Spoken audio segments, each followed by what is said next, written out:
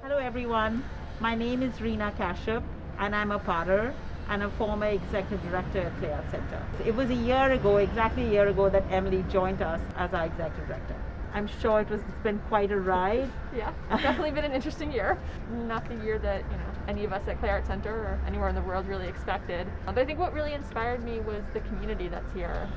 Really, everybody came together to help us get through this difficult time, from our board to our staff to our artists, students, teachers, our residents. Everyone's first question to me was, how can they help? How can they help get us through this time?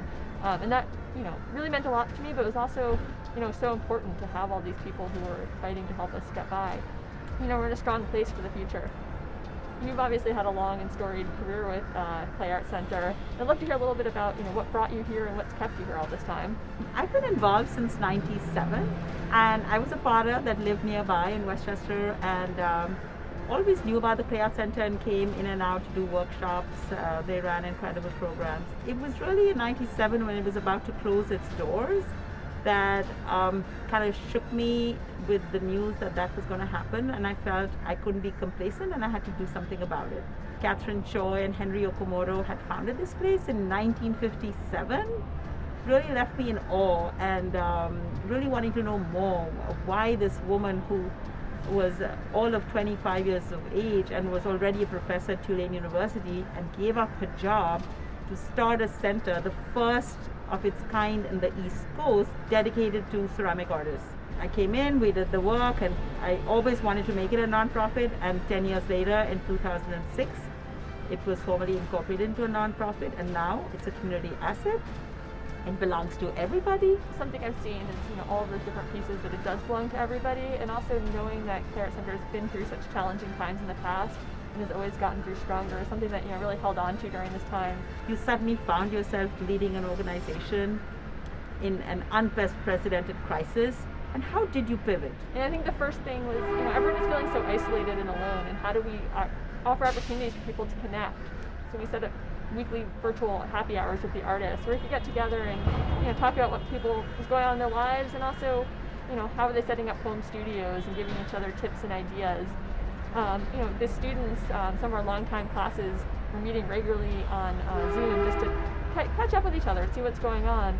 And then we slowly started introducing play into it. We had virtual classes for adults and youth, and then we had virtual artist talks, which were really been amazing, and something that we're going to keep going even after we get through this time. Now that we're back in the studio, set up some COVID protocols, we're wearing our masks, we're being really careful, but we're having classes, and we have a lot of our regular students are back, which missed all of them, so it's been great to see them. In the beginning of October, we launched our after-school program for Fort Chester youth, free and low-cost after-school classes. And those ones filled up really quickly. Just like everyone else, they're excited to be back in person with people, and have opportunities to be creative and do something different. So it's been really fun to see them back here. I'm really happy to hear that, because keeping young children creatively engaged is so important. Yeah.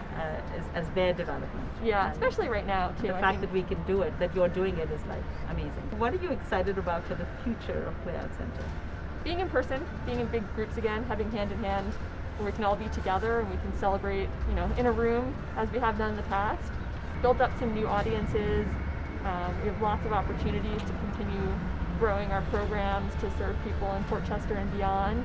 And so I think looking at, how do we continue to grow? I think we've really learned that, this has been a difficult time, and all of your support and all the amazing donors and supporters we've had have helped us. But there's also so much opportunity, and people are really looking for ways to get away from the terrible news we often hear and do something different. And so I think we offer that, and excited to look at new ways to continue doing that.